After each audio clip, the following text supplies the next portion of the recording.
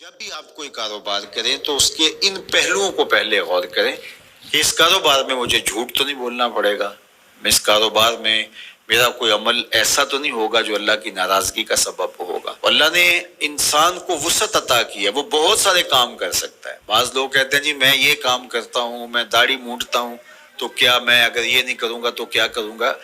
اللہ نے تیری ساخت تو اس طرح نہیں بنائی ہے کہ اس کے علاوہ تو کوئی اور کام ہی نہیں کر سکتا۔ اللہ تعالیٰ نے تجھے بہت سارے کاموں کی صلاحیت عطا کر رکھی،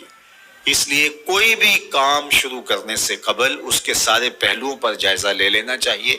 کہ کہیں یہ کام میرے لیے آخرت کی بربادی کا سبب تو نہیں بن جائے گا۔ تھوڑا مل جائے لیکن ستھرا، پاکیزہ، جھوٹ، مکر، دجل، فریب، تلبیس سے بچ کر کے کمایا گیا رزق مبارک ہے، اور رزق مبارک ہی بڑی دولت ہے۔ رزق وسیع اللہ عطا کر دے لیکن اس کے ساتھ برکت کی شرط ہو، تو وہ برکت والا رزق وسیع بہت ساری رحمتیں لاتا ہے، لیکن جو برکت سے خالی رزق وسیع اور رزق فراواں ہے وہ ہمیشہ بے برکتیاں لاتا ہے اور زندگی کے اندر تلخیاں پیدا کرتا ہے۔ تو اس لیے میں تو جب بھی دعا مانگتا ہوں کہ اللہ میں رزق حلال، رزق وسیع، رزق سہل اور رزق مبارک عطا کرنا۔ تو رزق مبارک اللہ سے مانگو جو برکت والا رزق ہے، تو وہ برکت والا رزق وہی ہے جس طرح اس حدیث میں آیا کہ جس کو حاصل کرنے کے لیے جھوٹ کا سہارا نہیں لیا گیا، جس رزق کے حصول کے لیے کسی درجے میں کوئی جھوٹ بولا گیا ہے تو وہ رزق مبارک نہیں ہوگا، وہ رزق وبال جاں بن جائے گا، وہ بے قراری قلب کا ذریعہ بنے گا، اضطراب باطن کا سبب بنے گا، بے چینی کا سبب ہوگا، عجیب اندر ایک جو ہے وہ اضطرار اور اضطراب ہوگا۔ سوکھی روٹی بھی کھا لی لیکن حلال رزق کی سچائی کے ساتھ حاصل کی گئی روٹی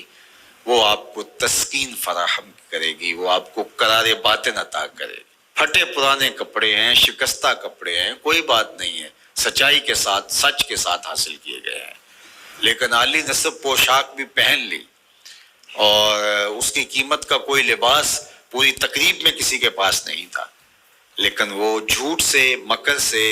حاصل کیا گیا تھا، تو اس کے تارو پود صاحب لباس پر لانتیں کر رہے ہوں گے اور وہ قیامت کے دن مواخذے کا ذریعہ ہوگا۔ عمومی طور پہ مزاح میں لوگ جھوٹ بولتے ہیں، لیکن آقا کریم کے ترمذی نے بھی باب و مزاح النبی بیان کیا، باقی محدثین نے بھی، آپ پڑھیے، مزاح میں بھی حضور نے سچ بولا ہے۔ کبھی ایسا نہیں ہوا کہ حالت مزاح میں بھی ایسی بات کہی ہو کہ جو سچائی پر مشتمل نہ ہو۔ تو مجھے اور آپ کو اس کا بہت التزام کرنا چاہیے، اس کا بہت زیادہ اہتمام کرنا چاہیے کہ ہماری زندگی میں کسی بھی جو ہے وہ زاویے میں اور کسی بھی صورت میں اور کسی بھی شکل میں جھوٹ موجود نہ ہو۔ اللہ تعالیٰ جل شانہ ہمیں اپنی خاص عنایتیں اور کرم نوازیاں نصیب فرمائے اور سچائی کے ساتھ جڑے رہنے کی توفیق ارزانی فرمائے۔